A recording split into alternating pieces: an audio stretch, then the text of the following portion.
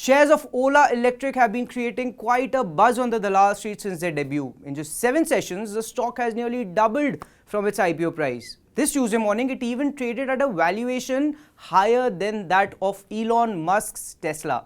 However, after that initial surge, the stock took a sharp turn and closed about 6% lower, marking its worst intraday drop so far. Still, it's important to note that it is up by over 80% from its IPO price. Now, the sharp rally followed by today's 6% dip has left many investors wondering, what's the right move now? Is the best of the rally behind us, meaning should you book profits now, or should you see today's price correction as an opportunity to add more to your positions? To help us navigate these questions and more, we have with us Mr. Sudip Bandyopadhyay, Group Chairman at Inditrade Capital. Mr. Bandyopadhyay, my first question to you is, what are you making of this massive rally we saw in Ola Electric since its listing? I mean, are the valuations supportive, or do you think it's entering speculative territory now? Look, I think predominantly this is a FOMO, fear of missing out. I think that's what I can in one word say. Yes, of course, at close to 140 levels, it is it has already reached a speculative zone. And I definitely will not recommend anybody buying the stock at these levels. It's a good company, it's a good product. Of course, there is a great future, most probably, but not at 140, not at 135. Now, the stock did witness a big correction on Tuesday. Do you think retail investors can perhaps enter now, or would you recommend to wait a little more and look to enter at a better price?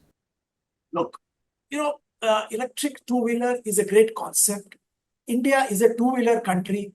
1/3 is scooters, 2/3.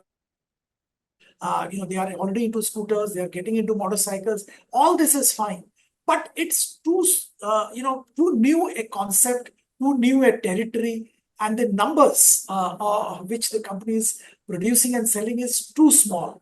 So at this stage, conclude something about very long-term future and ascribe a value, I think is a bit optimistic. They are getting into the backward integration, which is the battery plant, and it's a fantastic step.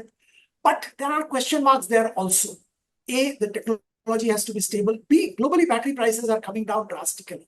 Now, how much advantage having an in-house battery plant will provide in the future when the battery prices globally are coming down significantly, one is not sure.